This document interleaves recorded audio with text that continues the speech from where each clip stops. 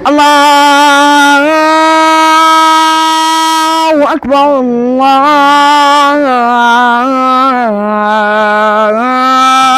Allahu akbar. Asyhadu an la ilaha illallah.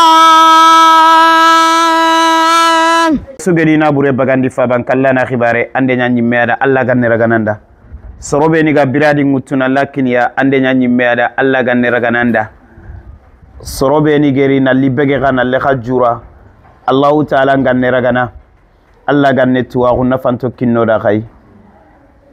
ndo musefene gara keta guraire nanti tuwano yogoni dangi faban kallano nyani idi sigiram pagadina keda kun katibane to kon nginda tuwana khoro be ni dangi faban kallano ngeni aitamun ghayyaru majra tarikh mamu Muhammad sallallahu alayhi wa sallam rasuluna alla fari alayhi salatu wa salam wulida yatiman wa asha yatiman wa mata yatima annabi banga latima gunyai akenti faba to amedo mi faba walla imme et puis photon kibare entono ngakenga katinanti baba photon pa inakoy kasudo mukafaba ni walla bire keno ko ne nange medo mampaba walla ngantetu kasigi na gafai sorobe ni gemedo mi faba walla kasigi ankem antampa amedo mampaba walla ampaba ga fatina ntugun nenyan Allahu akbar anke ampaba ga fatina ne misino manme antugun ne ampaba ga fatina amedo baba walla Allahu akbar anka medo baba walla ayne deke anka am tampabatu Allahu akbar anka Allahu akbar anka tampabatu Allahu akbar Allahu akbar amma dan paba subono amma ga fatina ne sino man antetu Allahu akbar Allahu akbar anka tampabatu Allahu akbar Allah ga hinnene Fatima gasik Fatima an tampabatu Allahu akbar قطعه الله غهنني الله غنيمتني ما يا ربي الحمد لله الذي بنعمته تتم الصالحات والصلاة والسلام على حبيب المصطفى وآله وصحبه ومن اقتفى ونغالين تونياني اوغا خانوكو كي كندو يوم كيكيلي اوغري قاجورا كريمو اسينون تنياني koy qasuga khala mo be o mare nyagare be girim malinga agari sore khala na le khidima agari ni ari fini filiya kama amesaha inari nya quran tangano no inari nya faban kallano ndanga khidiman dana ina sorida la alla mallana saha kiniya igna ni khalo mena ga bawni qagano qube la horoma yankano kunyani Allah dun koni nyani gai hinne yenkite no kunyani sorobe ni ganani khakunde menaga Umar ibn al-Khattab radiyallahu anhu wa arda anitini ke agana faban kallana ngori biresu awosinono awasimme nyankandini do kallenga kenya ni sorofilio magaire kelemine kundu Shuaib ado akhiya gare Fatima iku iperdi mai iperdi ifaba khadi filandi khadi osuna yille duanga o gogona ya ganu filli sanku khasude wori kama khibare mugu kubito idi wutu ayidi ge daga sere suntino kutu darunde mama kamera o sefe kay papa Abdurrahman kamaratu amare nyagare nyani kellomu ala timel lomunu nyani idi wutu di daga sere sunto tigano kube lomunu filli gelli le kat ke gaso nagato idi ge daga fay koye bakka sere sunte tu kufa bankallano gano kube imanda soguro ante khenkene agana yiga yiganden te khende daru oda de mekita ogan katti seberiebe kongada osuna duwada afillandi mare nyagare ke o tarikha khidimande kanne maga ado sara batana nyani igana rikha khidima tugadi nebe gana kiniya ina sigiti imai ini madema ari awoti khama khayren simme maga khasiyatu maga fatini osuna duwada nga Allah ga hinnenei Allah ga nyampana maga ata fana nyalli na li Senegal ari do kha khibarenya lembani ane maga Bamako le ɲagare ke fay kati sino tammi ne nagato matamude karago qasuna duwada insha Allah ta'ala lenko itele gambe kummene alo kummene falla wajunde ngo maga faban kallanonda ona daga Francia dimasin kota wajunde ngo maga ona illerni Senegal na li khab wori na wajunde ndeberi Allah gana dunge yagare ke khibare ode Allah nyaga subhana Allah ganne to aguna fanta kinno da kai kaya rempai kulomunu beni ya yere kundu mayo ngarondiniya Turkiye begeri yere kundu ayande mayo ni khagobo ni kutulomunu kusu alhamdulillah mayo ke fay kusro nyeribe iduguta qur'ana ile tanga kenyani o konta o nyagali kaga kadobe mulla qur'an tangano kusro nyeri bariyan kado goren kinini ya ilenki bawni serebe gana qur'ana tanga qur'ana yana tangana qur'ana yana ngurugindini kana yille soro ganyagalindini soro benigi na burem bagandini nanti kana nkara soro benigi yerni na biradi ngutuna kina gai soro beniga sikiti ghibaru ina konta ina nyagali lomunu nyeri ya fayke asudugu ta qur'ani angana harfe bane gara qur'ani harfu bane angana gara qur'ani baraju tammiyanino angana ayen kara baraju manne menenonga oti qur'ani muma ayu manne menanogo qur'ani muma ayu manne menanogo 6236 kenni français nya asoninke konga ta soninke konga Fatima no Khadija no Hawa no Zainab ntokoyere Ruqiya ntokoyere kono Ruqiya Allah ta soninke konga Maryam yere Asia yere Asia mane soninke soninke konga 6236 wujunu tummi komo fili alo tanjike de so ayu tummi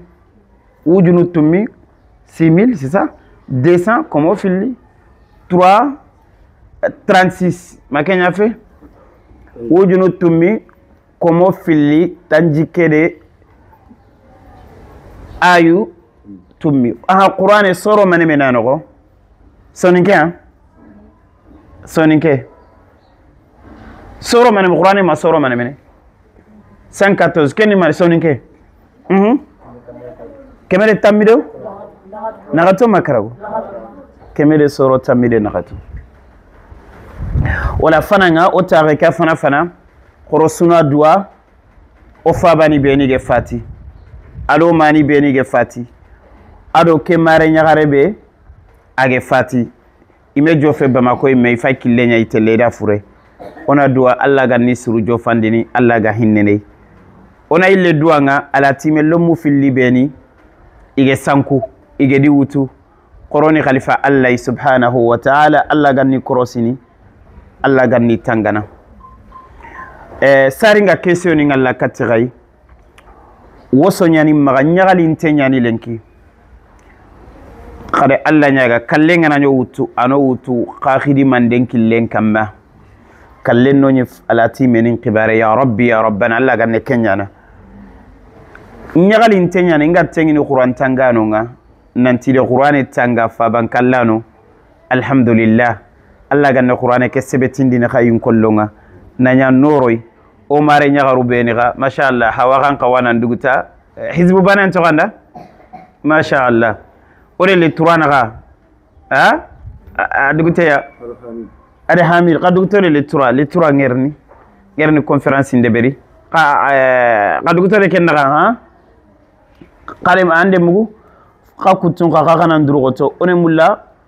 cinéma sino fil qasuna nduguta qur'ane kay qade mugu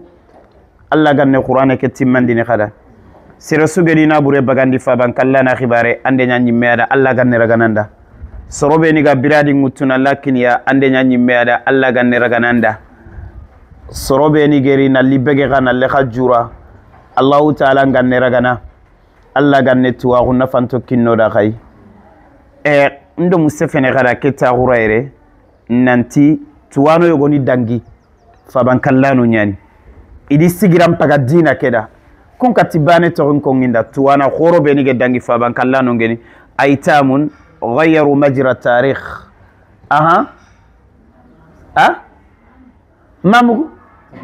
محمد صلى الله عليه وسلم رسولنا الله فاري عليه الصلاة والسلام ولد يتيما وعاش يتيما ومات يتيما النبي بانجا يتيما غنيي أكنتي فابا توامدو مي فابا ولا يمي epi photon kibare ntono nga kenga gatina nti baba photon pa inakoy kasudo mkafaba ni wala bire keno kone no ngemero mampaba wala ngantetu kasigi na gafai sorobe ni gemero mi faba wala kasigi barakallahu fikum Allahu akbar Allah sigi awran sigi he anyana akhla manta awran ngiri agate ankem antampa amero mampaba wala ampaba ga fatina ntugun nenyan Allahu akbar anke ampaba ga fatin anne misino manme antugunne an ampaba ga fatin amirum baba walla Allahu akbar anka mirum baba walla ayne deke anka am tampaba tu Allahu akbar anka Allahu akbar anka tampaba tu Allahu akbar Allahu akbar amma dam paba subono amma ga fatin anne sino manme antetu Allahu akbar Allahu akbar anka tampa batu Allahu akbar Allah ga hinnene Fatima gazi Fatima an tampa batu ha Allahu akbar qata Allah ga hinnene Allah ga nyampani ma ya rabbi okay annabi alayhi salam e kotana kati fokongo ala timengeni agenya tuwana age sigidina keda Imam Shafi'i rahimahullahu ta'ala na'am Imam Ahmad ibn Hanbal na'am Imam al-Bukhari atro adde benyani Bukhari al-Bukhara atro Muhammad ibn Ismail al-Bukhari atro Muhammad na'am Shafi'i to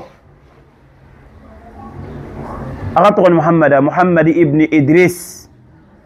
الشافعي أنيمه النبي صلى الله عليه وسلم ما رين يغرو أدي يغرو نغتياكو ننتي إيا النبي عليه السلام كن يغرو نغتياني دون يغرو سيم منك قال فوكو عند يتغني يغرو كون نغتي يغرون غتي إيان لدنا يغرين سوفي سيدات النساء العالمين إيان لدنا يغرون سوكان إيان سويم منك خديجة الكبرى خديجة نيكو أي انتري تغولي خديجة كوني الله فاري صلى الله عليه وسلم أي قياقو جدنك نعم خديجة في اللندي نعم مريم نعم نبي الله عيسى مريم بنت إمران نو أيشانتي مريم أيشانتي أتغفل فاطمة بنت رسول الله عليه السلام سيكو أتغباني يغرو أي ماري يغرو أتغباني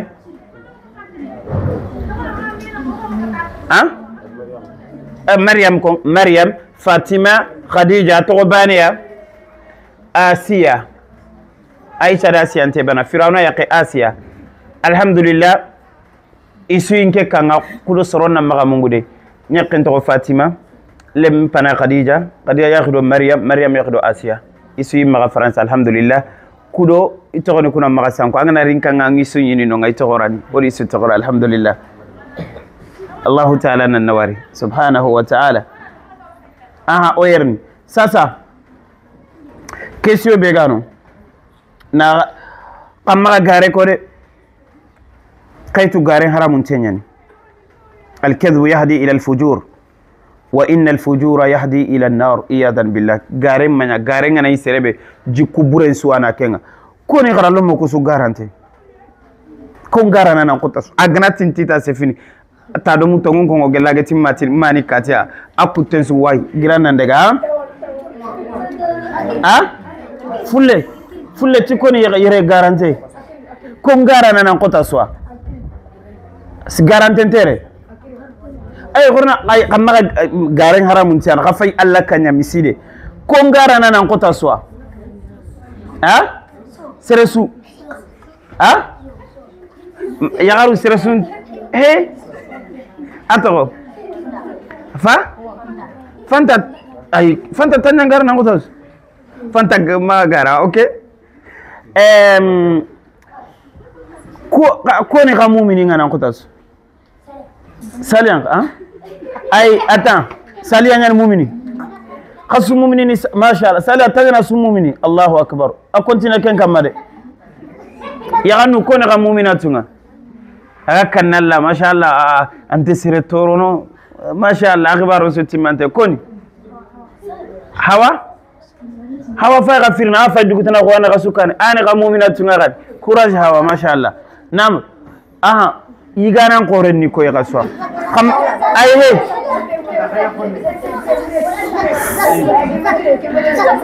ay qol ay he ko ni kay igana an yigene nan qotas ada zakira zak mais c'est bon machallah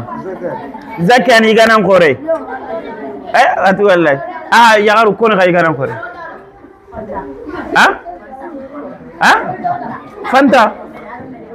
Fanta re Mariam tongian ba koni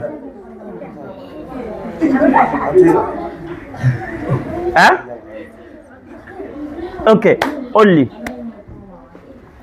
ko seberin teni nan kota soa seberana amar en fait nke serebe gan ata kare wara yogonanti anke mani melante du présente ne soronyan katitini kati qul imalu fasayara Allahu amalakum wa rasuluhu wal mu'minu thumma ila man ila alimil ghaib fala tuzakku kenne kan sora wa huwa a'lam biman ittaqa najm kenyani serena magaidu jakkini du tiga nkenkenke la awara soroku yantu alla tira gollita quli imalu serebe gena su seberana soroku ankata ko manyi me magatinke amara nke serebe gena idu ko ngonke da nidu jakkita se fina nke nikitumba kankama khado mu dangen alla gidu timmi serena ne dangen timmi may me gena idu timmi okay sasa ofairin legere begi maga katirai kanya seberano duna bire yen ni jarebi yen kanya Allahu ta'ala nde kenya ko fi surati al-mulk atimanne alladhi khalaqa al-mauta wal hayata liyabluwakum Allah da khataga kudo eno jarebiya jarebiyen ni faban kallenya jarebiyen po horenyani na'am serem paba ni jikkenya khar fogan tam paba maga malla gani be jarebi tay sere suga gana ken jarebi nan ke fi gaina gadde makamma amusonni arjanna ya kamanda anyana annabi ya daga sallallahu alaihi wa sallama taghallimma fil janna ke hatain koy ku kitundro muga mo be Allah farenga ko alaihi salam corona nya seberana ona dulle munyi ona dakum munyi kharam mo ninga fofo su deberino ona munyi marande nyani go marana kamma igo jikundini me anne tunu kambire anduguta falle kharange kenni bane fillandi ona nyahinnano katime maga dunge anga sere su torono uronga gagana sogu maga sere toro aga korne khenkene ambaga maga sere kotunanti fankalamane yanke nan kota kenga khare gagana nyi yigene alawnyana tani yigandente ni yogoni kulle amunyini ina gebe nyiga yogo alante fogebe utate ni anna hinne anna mulondi dabatenga khare famu ona nya hinna noy irhamu man fil ardi yarhamkum man fis samaa annabi ande ko alayhi salam qagana hinne may alla na hinna gay wallahu fi awni al abdi ma dama al abdu fi awni akhi sira sugana nyanga alla komende mana alla nan de mana kenyani ibe kana nyamulla Allah ni dema ken Allah ko me yogo dema Allah kawan demana qaytu nabillahi Musa alayhi salam Allah de dema de jatigiran kitare yagaren kita anya ade manne de beri ade soronya dema agere yagaru beni kama gara su qur'ane no agere yagaru beni iga gayindini adegi dema ken demande sababu Allah jalla fi ula Allah de Musa Allah de dema suratul kahf nogonga Allah gere ala timeni yogoni khibaren ko Musa de qadri ge gollina tegeyen tagaina buren kamana akorosidanga maneni wa kana abuhuma saliha mi kisma ani soronya demana Allah komo sirenyani Allah gari ahogollo mu makismeru Allah gara nabi nyum ngara ina lisigi danga sira sanga mulla Allah nan dema gundo bane be gaye Allah komon dema in tansurullaha yansurukum surat Muhammad wa yuthabbit aqdamakum Allah nan dema na kenni wasiya afillandi wasiyan sikkandi kana muraja ngobondi Qur'an angana gara anga mulla nan nafa anna muraja ngobondi Qur'ani anna nyangana sallini te nafila wa min al-layli fatahajjadu bihi asa rabbuka maqaman inna qur'an al-fajr kana mashhuda anna salliti qur'ani uronga na nafila ndeberite awande mana siringa awo sebeti yankinanga awo tenku yankinanga Qur'an angana ni agaranga anga murajana ana sendomenya labandini kharagana nyanga ntawure to anga kharanga toujours yogo nyinonga fabe nyitina danga lemme Qur'an ngunyi biresu anna gara maga Qur'an to anga gara kismenya ni Qur'an garanga atanke ngi Qur'an garanga antawure tu atinam atakama nandaga kay charbontu kore iganani iga charbon nganqiniti bengebe ango tanyana kam ga finana ga mekke ati lemine kena wutu andaga jingutu ti kenga danalli lemine ke gana charbon wutu jinkati wutu kay bengentu bengenne kam mo asu boto boto ntenyan tandaga faga jinya danalli agana faga ji eska la jikitano aranda irna suna jogana daga ale deberi matani gebe afalle ameji sukita eska ade na fakita golleke kakum maga mena fakita ageri christian tadanga ageni benye ke utu agatele jingutu ti ada gare na mexinte nyani charbonda sufinandi nanga na roji anga baga nanga na roji khari jigante tourne mari benye ke labandi ade fine ke subege ati qur'ane ga fay kunu anga kharanga biresane sondo me ke labandi nya ane duna khanu yenya bakkay amma resorobe ni gollenge ni biresu iga miziki ni nya terinkana iga sugu nya terinkana ane sondome ke mexindinia ane duna khanu ye nyarona no konga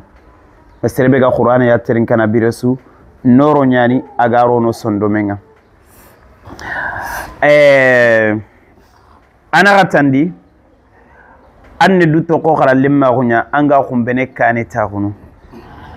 sasa kesio be gimma ko sa ken ga nemla na jopa ken kati fulle ke soni ke muko pulle anne mulla ko menana nyamanne angana dugu ta kharanyele ko menana mulla nyamanne ha he mpase venera anne mulla na khaga son kam anne mulla nyamanne ko mbene fulle anne mulla na ninge be nyako banana kan gani anne mulla nyamanne se fe ntoro ha anne danya anne mulla nyamanne ko mbene anne mulla nyakara mo ko nya anna lumun qarangundi masha Allah kon katin jabi ni ke kesio anne mlanna nyamane ko mene andu ta falle kharange ha mamu anne mlanna nyatwana ha sifeke ha anne mlanna nya anne mlanna daga makka inshallah ngente le makka après ngana gri makka ne manena anne mlanna ma debere anne nyatwana ampa kilanga na dugu tande to ko ngitane mlanna man nyamane na mane golle debere nasron qaranguni mashallah anka ananya makal mami mashallah kamma gasui nganni ari nganni ya de ber onduwada anim lananya makal mami nya qorondwa kamma dogi inshallah anka nim lananya man nasron ngaju katti silamago mashallah anka ha anna fondation de branga la timeni ndemana mashallah Allah ga no dan ndemana aha mara nyaru aha ngante sefene ma dulla na gayba ha yang ko timma may diga mi xega dunya na kundu xare anem la na yamanne ha asayida anem la na yamanne tinem la yamanne ya sere nyanya sere ya xale bi ga soro grawundi anem li nanya ada ko wala fon kanan ba ko mi ga de malmatu anem la nanya xaram mo xara ما شاء الله ونرو مولتاني غراوندا ونا دارا ونياندا ما شاء الله اها كوتناني ها خاغا كوندو ما منا كون خاي ها خنا مرانتا ماني انا غا دي سفينه بسكي نمبرانتو انا ngene tele kamera ngala feke ngi fayno ngana selebe sefene ngi na kanema ganam la neman anam la neman ha anyuma ha mamu nyuma ga mulin sefene aba anken xarala mo kunte sefene ha anam la neman naam ana dara muy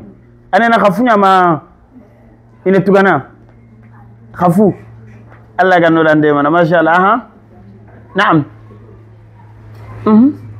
أنت كنت مندين كونيا ها اوكي سي بون الحمد لله ولا فيلو نماغيلو diga legere benga kongo kan se fene kamaga katti soro benega khade mana kam message na kamaga katia كنا مولين سفه الله غني يتوا تيغلو ما شاء الله نا الجنة نياني تتاغرو آمين الله غنو دي تتانغ آمين سربني ديما الله غني بيسو تغنا تيغولنغا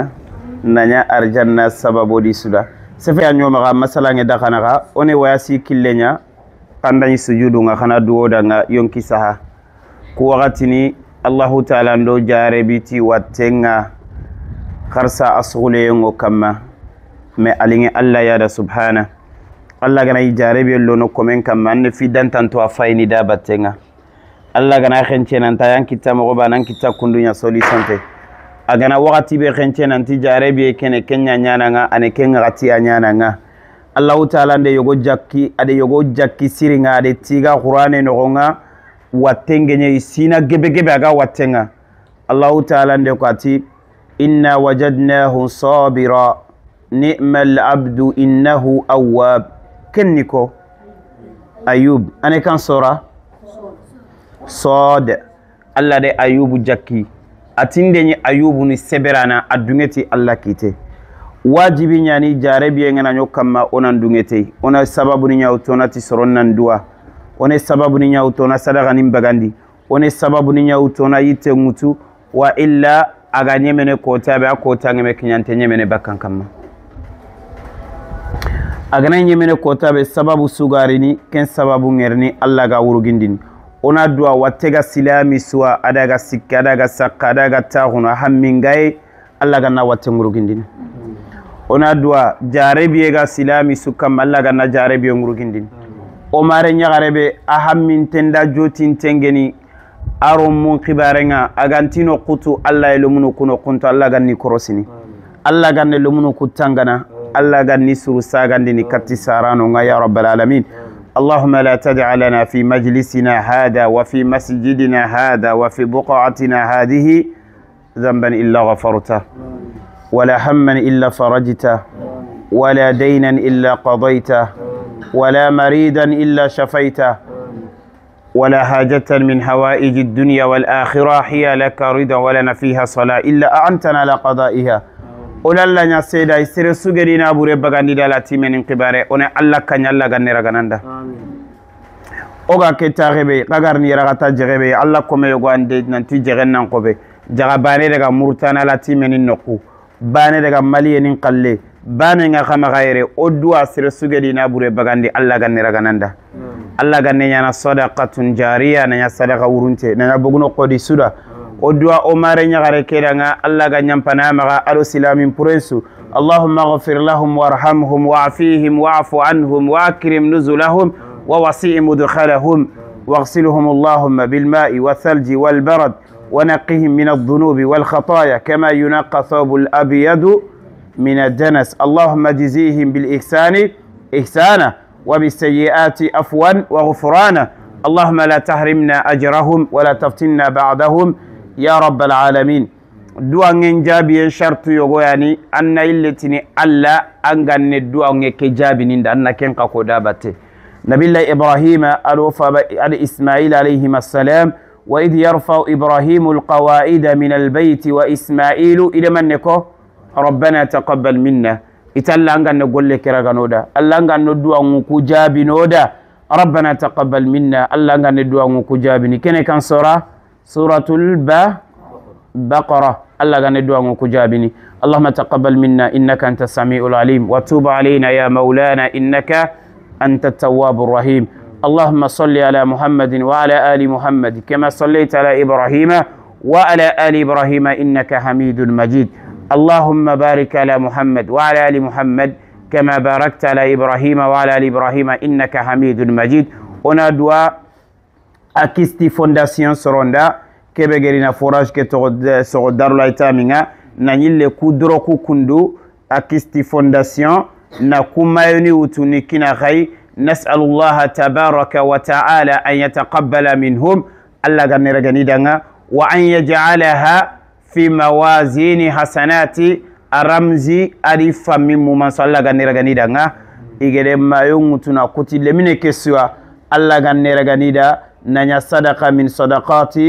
المقبولة عند الله الله غني دانا هذا وبالله تعالى توفيق والسلام عليكم ورحمة الله وبركاته